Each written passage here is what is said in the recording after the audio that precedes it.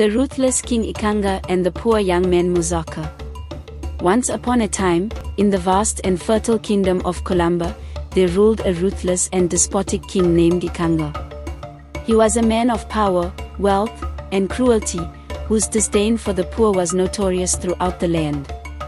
His scorn was particularly harsh toward young men who dared to dream of a better life despite their impoverished circumstances.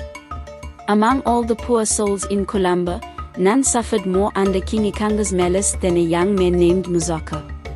Muzaka was a humble, quiet young man who lived in the shadows of Kulumba's bustling villages. Though poor, he possessed an inner strength that many failed to see. His eyes, sharp and observant, held stories untold, and his hands were calloused from years of hard work. Muzaka had no enemies among his peers, but King Ikanga had marked him for humiliation. The king would frequently summon gatherings in the central square, where the villagers stood in fearful anticipation of his next decree. Muzaka was often called out, not to be praised or rewarded, but to be shamed. "You, Muzaka," the king would sneer, his voice dripping with disdain, "do you even know what it means to be a man? Or are you content to wallow in your filth?" The villagers, afraid of the king's wrath, dared not defend Muzaka. Their silence stung as much as the king's words. Invitations to feasts, hunts, or council meetings meant for all young men in the kingdom always excluded Muzaka. He became a symbol of what the king deemed unworthy, a scapegoat for his unchecked cruelty. One fateful season, a calamity befell Kulumba. A deadly disease swept through the kingdom like a shadow, sparing no one in its path. The affliction was unlike anything the villagers had seen. Angry, festering boils appeared on the skin, emitting a terrible stench. The pain was unbearable, and the disease spread rapidly. Desperate to save his kingdom and himself, King Ikanga summoned healers, herbalists, and wise men from every corner of the land. They came with potions, prayers, and rituals, but none could cure the afflicted. The disease persisted, claiming lives daily. The chief priest of Kulumba, a man revered for his wisdom, approached the king one day with grim advice. "Your Majesty," the priest said solemnly, "this plague is not natural. It is a curse, and only one thing can lift it, the bones of Jonga, the two-headed lion that terrorized Kulumba 5 years ago." The king's brow furrowed in confusion. Jonga, the terrible beast, had indeed plagued Kulumba, spreading fear and destruction.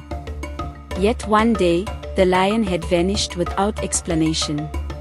The king had offered a grand reward to any warrior who could slay it, his daughter's hand in marriage and half the kingdom, but no one had come forward to claim the prize. The truth about Jonga and Muzaka. Unbeknownst to the king, Muzaka was the one who had ended Jonga's reign of terror. Using a secret herb passed down by his grandfather, a mystical substance that granted him incredible strength, Muzaka had fought the beast with his bare hands in a grueling battle deep in the forest. After slaying Jonga, he skinned the lion and kept its bones in his grandfather's cave, a secluded place on the dreaded hills where fierce hyenas roamed. Muzaka had not claimed the king's reward, as his grandfather had warned him never to seek glory for himself. As the plague ravaged Kulumba, King Ikanga sent messengers far and wide, pleading for anyone who knew of Jonga's bones to come forward. But no one knew the truth. Muzaka, overlooked and ridiculed, kept his silence. Days turned to weeks, and the disease reached the royal palace. The king's only daughter, the beautiful princess, was struck down by the terrible boils. Her cries of pain echoed through the palace halls, and the stench filled even the grandest chambers. Desperate and broken, the king called for a meeting of all the young men in the kingdom.